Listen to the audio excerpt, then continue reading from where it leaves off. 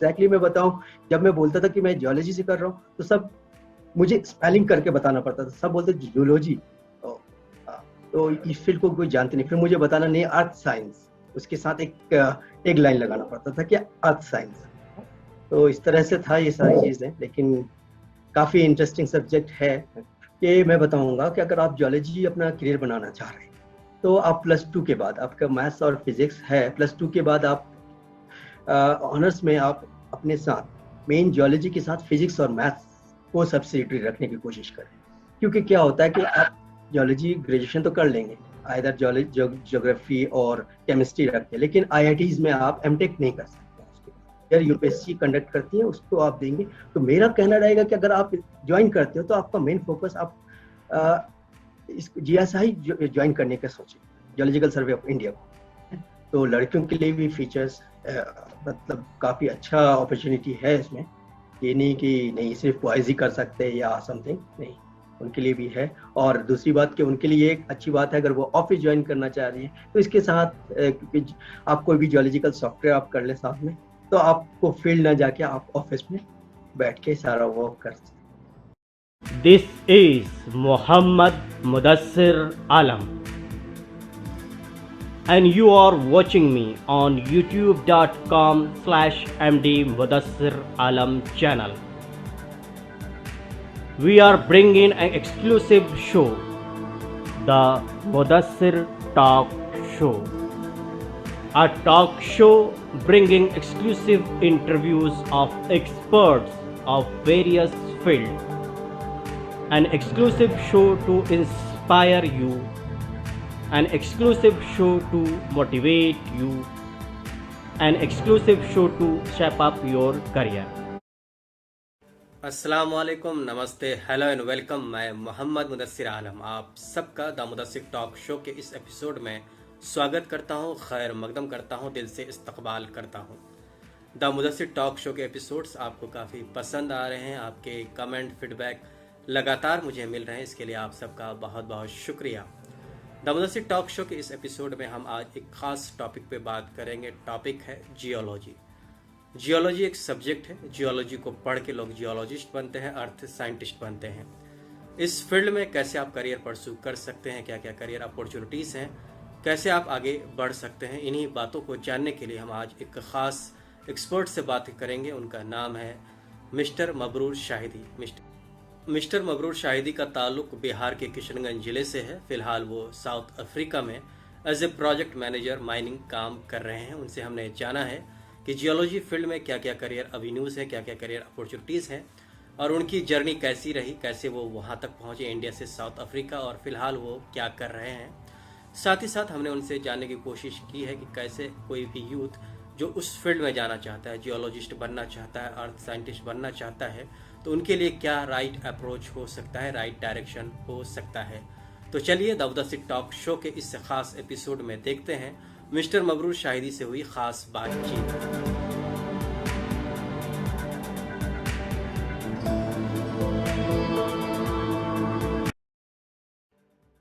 The Mudassir talk show में आपका खैर मकदम है जनाब मबरूर शाहिदी साहब। आप हमारे साथ साउथ अफ्रीका से जुड़े, इसके लिए सबसे पहले आपका बहुत बहुत शुक्रिया कि आपने अपने बिजी शेड्यूल से हमारे लिए वक्त निकाला।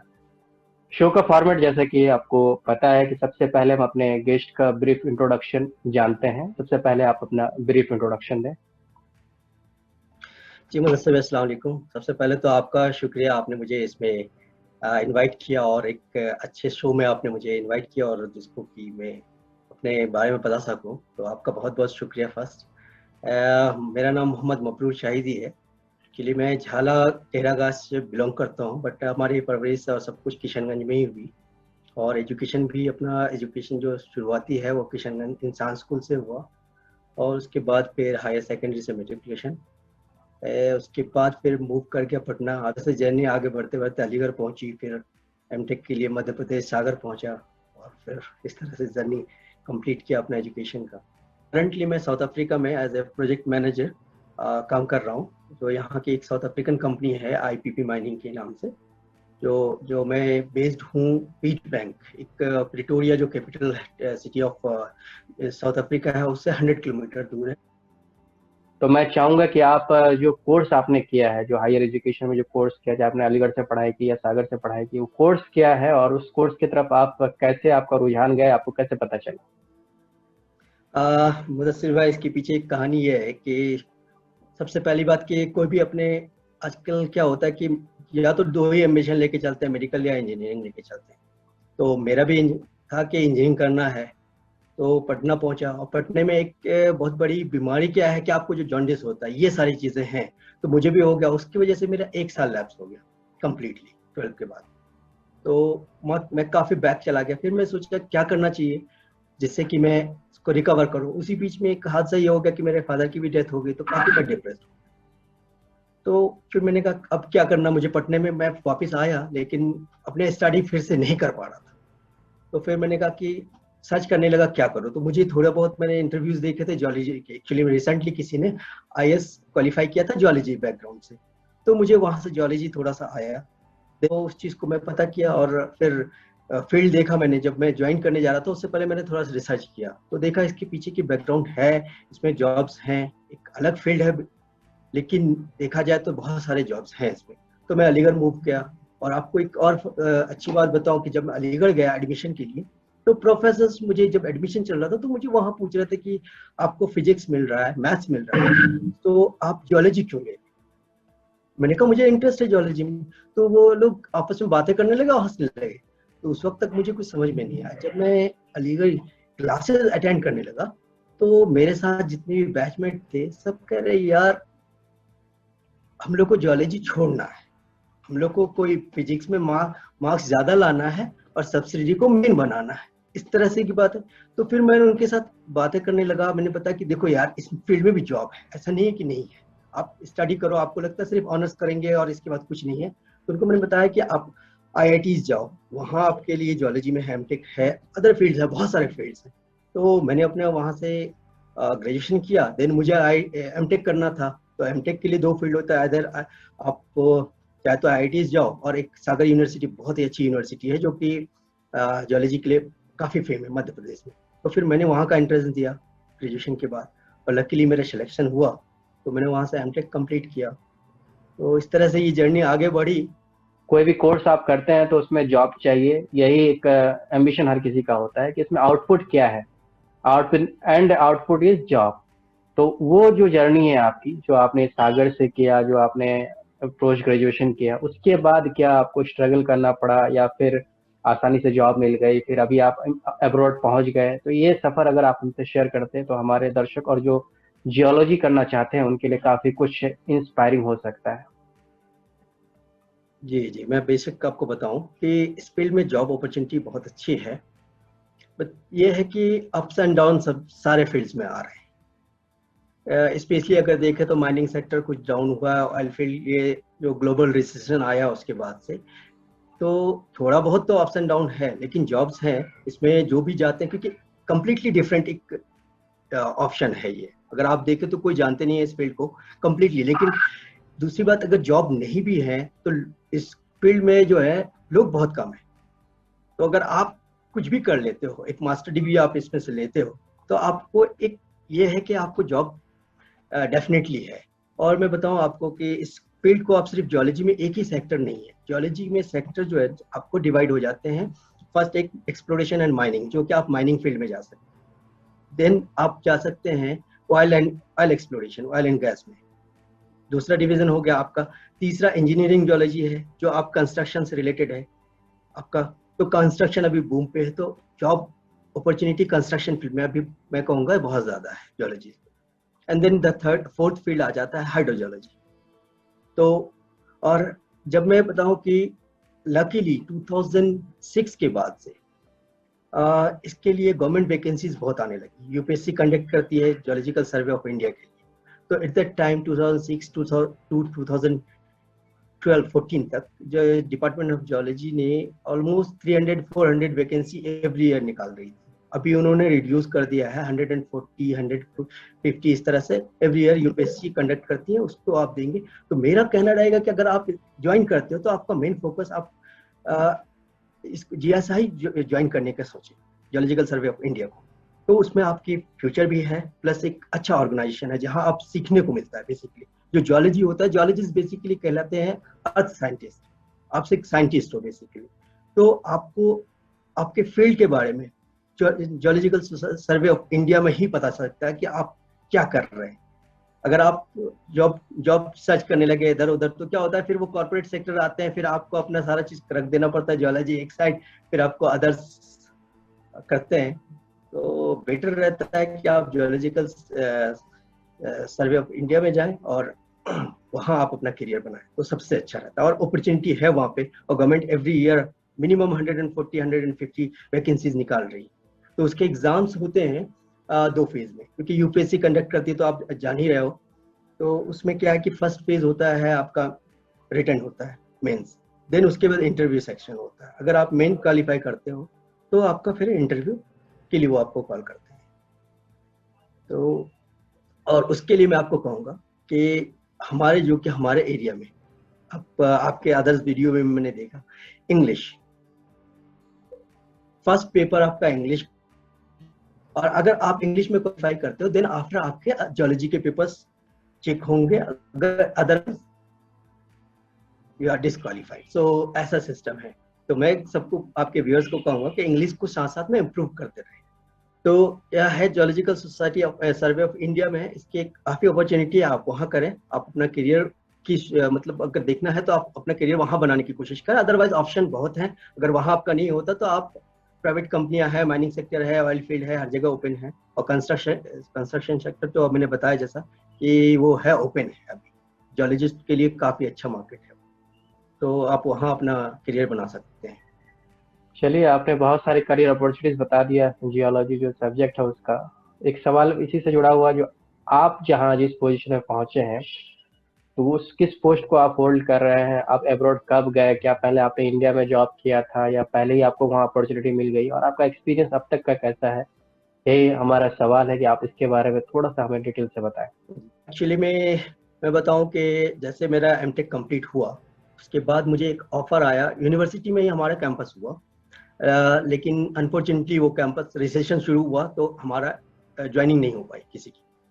कैंपस के बाद जितने भी थे, किसी का भी ज्वाइनिंग नहीं हो पाया। एसआर लिमिटेड ने हमें वो किया था, रिक्रूट किया था, और उसके बाद हमारी पोस्टिंग ईरान होना था, तो वो सारे कैंसिल हो गए। कुछ दिन हम लोगों ने वेट किया, देन हमारे पास एक ऑप्शन आया, एक छत्तीसगढ़ में गोल्ड एक्सप्लोरेशन का प्रोजेक्ट आया, तो मैंने ज्वाइन कर लिया, क्योंकि मुझे एक्सपीरियंस चाहिए था। स्टडी तो बहुत होती है, फील्ड वर्क होना चाहिए, तो मैंने कहा चलो ज्वाइन कर लेते हैं। मैं छत्तीसगढ़ ज्वाइन कर लिया, और लकीली मुझे सीखने को भी बहुत मिला, क्योंकि इंडिपेंडेंटली वो प्रोजेक्ट करना था।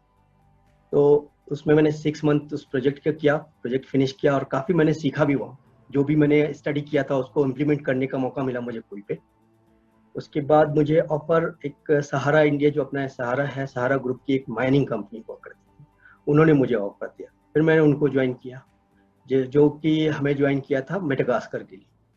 तो मैं जबलपुर में पोस्टेड हुआ वहाँ, और कुछ दिन दिल्ली और Jabalpur head office and Delhi head office करते रहे।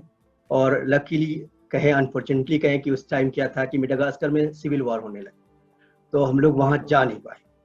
हम लोग सारा स्टडी करते रहे बहुत दिन तक, सारा प्रोजेक्ट के सारा प्लानिंग हो गया, एवरीथिंग हो गया, इवन कि हमारा शिपमेंट भी चला गया मेडागास्कर, जो हमारे जियोलॉजी के लिए जितना भी चाहिए था, वर्क के लिए रिलेटेड जितने भी इक्विपमेंट्स थे, सब कुछ चले गए। और देन बैठे वेट करता रहा। इस बीच में मुझे एक ऑफर आया एक ड्रिलिंग कंपनी से, जियोलॉजिस्ट के पोस्ट की।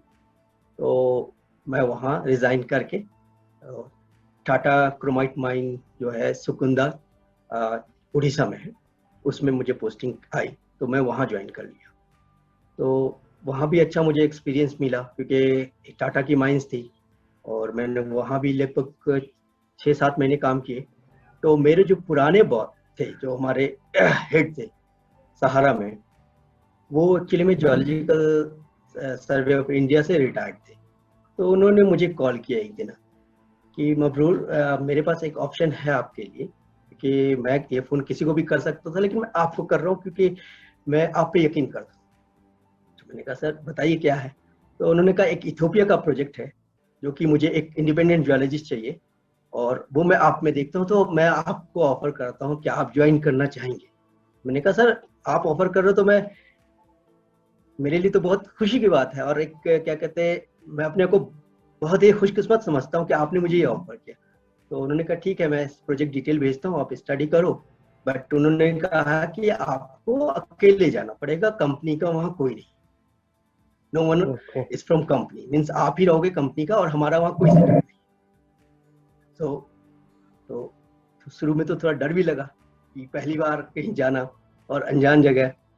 तो मैंने कहा चलो बिस्मिल्लाह करके निकलते हैं। फिर मैंने प्रोजेक्ट स्टडी करी, सब कुछ किया। उन्होंने मुझे एक जोलॉजिकल सर्वे ऑफ इथियोपिया की जोलॉजिस्ट का नंबर दिया, बोला ये हमारे आपके साथ वहाँ काम करे। तो मैंने कहा ठीक है। फिर फ्लाइट पकड़ी, इथियोपिया लैंड किया, होटल था बुक, पहुंचा। फिर शाम को मीटिंग हुई जियोलॉजिस्ट से। फिर हम लोग सारा studies geological survey of India Ethiopia गए, उनके हेड ऑफिस, वहाँ से सारे स्टडी मटेरियल लिए, सब कुछ स्टडी की। फिर फील्ड पे निकल गए 6 महीने के लिए। 2009 में इथियोपिया गया था, 2010 में मैं साउथ अफ्रीका आ गया। उसके बाद साउथ अफ्रीका में मैंने काफ़ी प्रोजेक्ट किए, जितने भी थे एक्सप्लोरेशन से। आयरन ओर का था, डायमंड था, गोल्ड था, प्लस कोल का सारे प्रोजेक्ट मैंने किए पूरे साउथ अफ्रीका में। प्लस यहाँ से मोजाम्बिक, नामीबिया, ये सारे कंट्रीज। और लकीली मुझे एक चांस नेपाल का भी मिला किसी कंपनी के थ्रू। मैं नेपाल गया एक आयरन ओर एक्सप्लोरेशन के लिए, और अल्लाह का शुक्र है कि जहाँ भी मैं गया इंडिपेंडेंटली मुझे करने को मिला। ये नहीं कि वहाँ कोई बॉस है या someone is there to help you, आपको जाना है, आपको वो एक्सप्लोर करना है। तो ये इस तरह से मेरी जर्नी शुरू हुई, और 2010 से अब तक यही हूँ, और अभी प्रोजेक्ट मैनेजर के पोस्ट पे हूँ, और रन कर रहा हूँ प्रोजेक्ट सारे। प्लस मार्केटिंग से मैंने कहा कि सारे चीज़ करने होते हैं, तो सब कुछ कर रहा हूँ। काफी लंबी जर्नी है आपकी, और अच्छी बात लगे कि हर जगह आपको एज एन इंडिपेंडेंट काम करने को मिला। तो काफी आपका उस पर कॉन्फिडेंस बढ़ा होगा। बहुत सारी चीजें जब अपने करनी होती है तो कुछ कुछ नया आप करने की कोशिश करते हैं, उसमें चैलेंज भी होता है कि कुछ गलत भी हो चैलेंज तो सकता है। बहुत, जी जी, चैलेंज तो बहुत और है। एज ए जियोलॉजिस्ट एक्चुअली मैं आपको कहूँगा मुदस्सिर भाई, ये बहुत ही चैलेंजिंग जॉब है। क्योंकि इनिशियली अगर आप एक्सप्लोरेशन जियोलॉजिस्ट हो, इसमें कि आपको एक्सप्लोर करना है, तो आपको ऐसी जगह जाना पड़ता है जहाँ उससे पहले कोई ह्यूमन बीइंग नहीं गया है। नहीं, आपको ऐसी ऐसी जगह पर जाना, यहाँ की रोड भी नहीं, कुछ भी नहीं, आपको अपने रास्ते खुद बनाने पड़ते हैं। वहाँ आप जाके सर्च करो, जो भी आपका एक्सप्लोरेशन का टारगेट है, जो भी मिनरल्स हैं। तो मैंने भी ऐसे चैलेंजेस एक्सेप्ट किए हैं, और अल्लाह का करम है, अब तक सब कुछ अच्छा रहा। और मैं बताऊं कि इस फील्ड में पहले गर्ल्स के लिए ऑप्शन नहीं था, लेकिन 2002 से अगर आप देखेंगे, अलीगढ़ यूनिवर्सिटी में भी जियोलॉजी की स्टडी लड़कियों के लिए ओपन कर दिया गया 2002 से।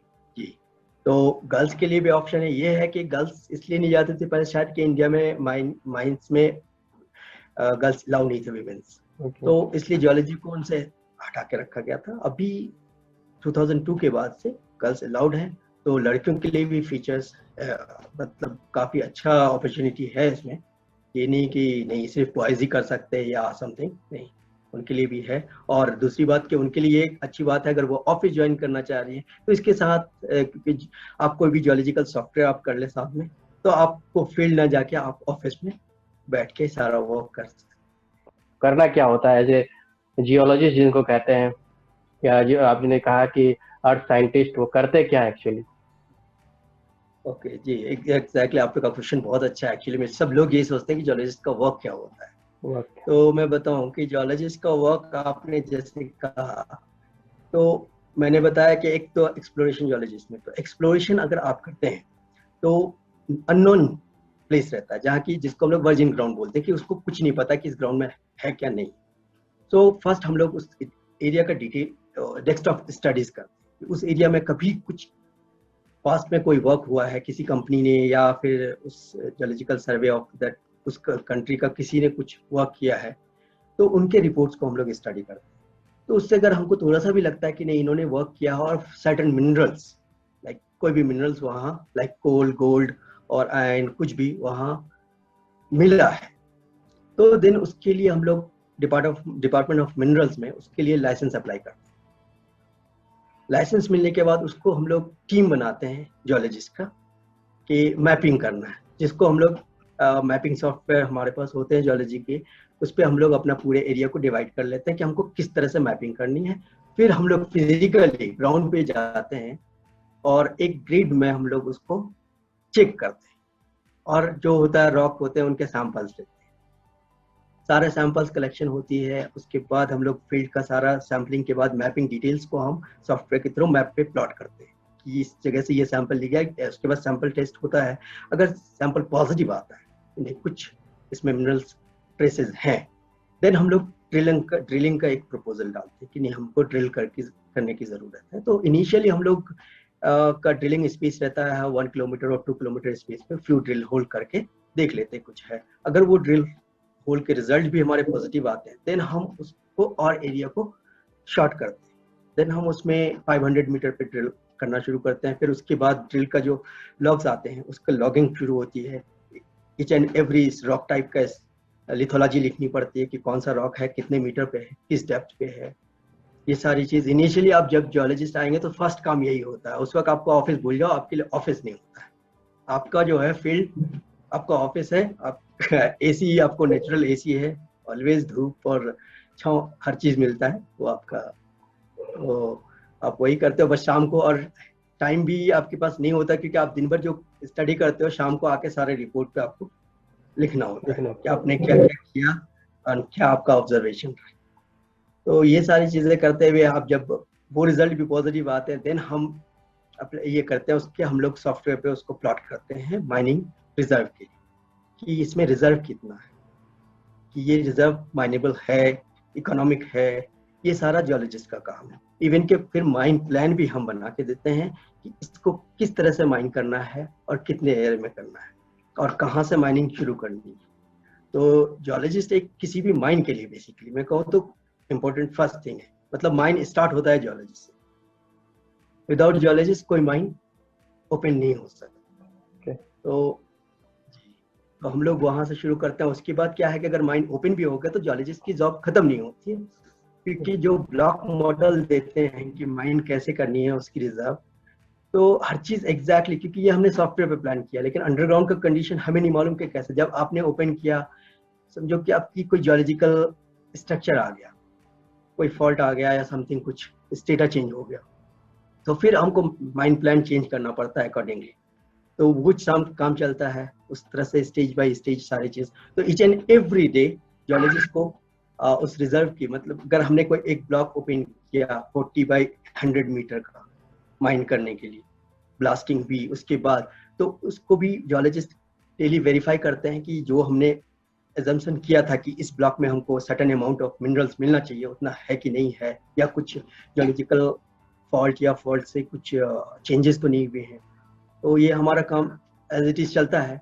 और एज लाइक अभी एक्सपीरियंस हो जाता है, देन आपको फील्ड छोड़ के आपका सारा काम मैनेजमेंट में आ जाता है। तो आपके अंडर में जियोलॉजिस्ट होते हैं, आपके ट्रेनिंग जियोलॉजिस्ट होते हैं, आप फिर वो काम उनको बताते हो, वो सारी रिपोर्ट आपको करते हैं, फिर आप उनको वेरीफाई करके गो अहेड देते हो कि हाँ एवरीथिंग ठीक है या नहीं है। तो माशाल्लाह ये अच्छा चल रहा है। और यहाँ क्या है कि साउथ अफ्रीका में मुझे यहाँ के डिपार्टमेंट ऑफ मिनरल्स प्लस यहाँ एक गवर्नमेंट ऑर्गेनाइजेशन है, उससे आपको रजिस्टर होना पड़ता है। आपके एक्सपीरियंस के बेसिस पे वो आपको यहाँ अलाउ करते हैं साउथ अफ्रीका में वर्क करने के लिए।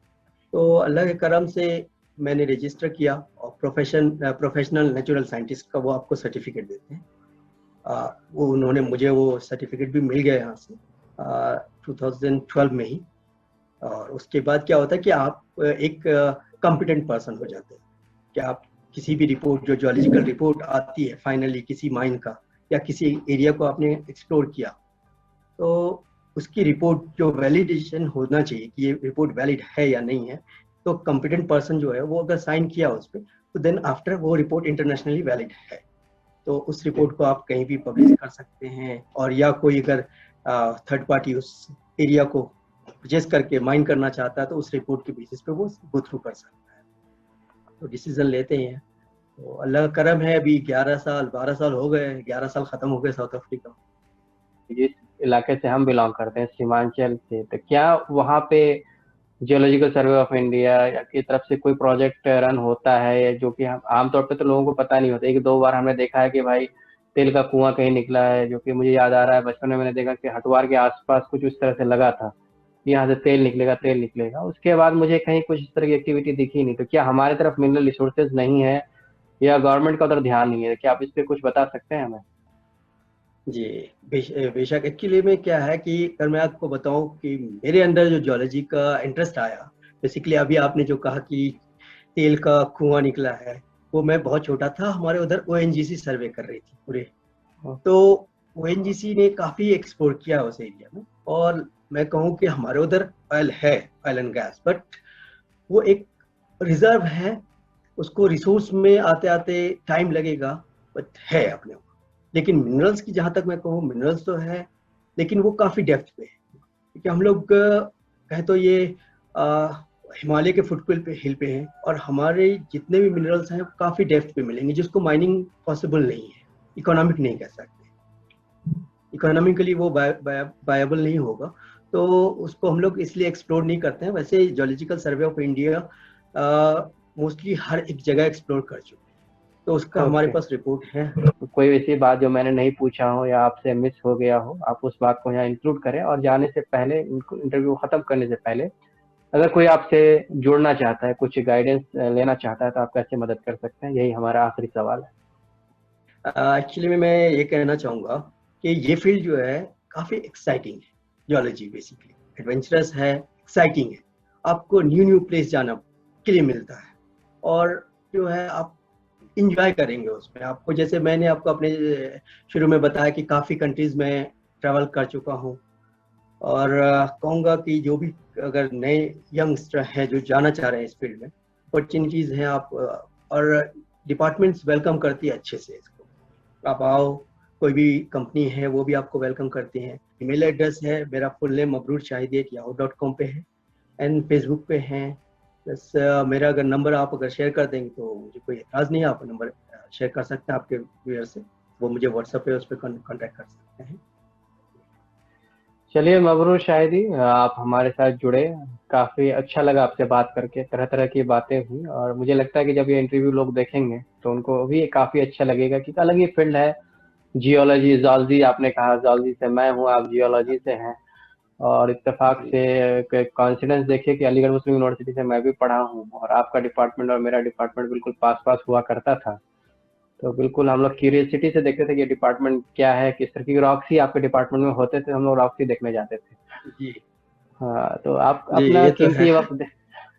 कीमती वक्त देने के लिए आपका बहुत बहुत शुक्रिया। आप आगे और बढ़ें, और मैं उम्मीद करता हूँ कि आपसे काफ़ी यूथ इंस्पायर होंगे।